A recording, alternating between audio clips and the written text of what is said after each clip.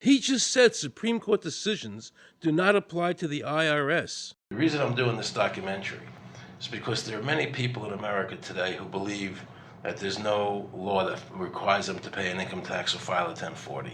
And there are many people going to jail for it, fighting over it. The Internal Revenue Code is authorized by the 16th Amendment. I think it should be clarified. I think government should be transparent to the people. Why doesn't the IRS commissioner sit down with them and just explain it in clear English? Why? I don't think they really care. I think they're just playing word games. You don't think they're sincere people? You know? No, I don't think they're sincere people. What does voluntary compliance mean? And why does the IRS code say it's voluntary to comply, not mandatory? That's a word euphemism we use. That was a complete perversion of logic. Traffic laws state that it is mandatory to stop at a red light.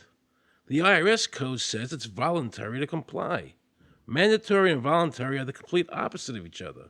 Yet he wants us to believe that they mean the same thing. The commissioner wants us to believe that although the IRS demands that you fill out the 1040 and you can go to jail for it, that they are not violating your Fifth Amendment rights of self-incrimination. That is absurd. Isn't it true that the word income is not defined anywhere in the Internal Revenue Code?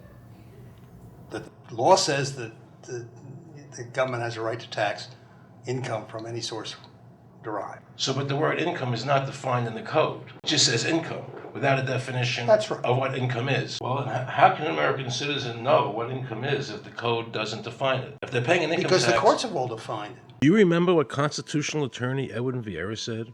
The definition of income in the Constitution was given in the Eisner versus Macomber case, and it turns on gains or profits that are made from some activity. So the Supreme Court has ruled income is not wages, it's not labor, it's gain from corporate activity. That's your view, but it's not the law. The Supreme Court's even said your labor is your private property. And the Bruce case and the Stanton case said that the 16th Amendment gave the government no new taxing power. And it came up again in a case called Peck versus Lowe, where the Supreme Court said the 16th Amendment did not extend Congress's taxing power to any new or accepted subjects. In other words, if you weren't taxable before the 16th, you weren't taxable after the 16th. Today I interviewed a juror, who sat on a case, and they found the person not guilty for lack of filing. And I asked her why they found him not guilty.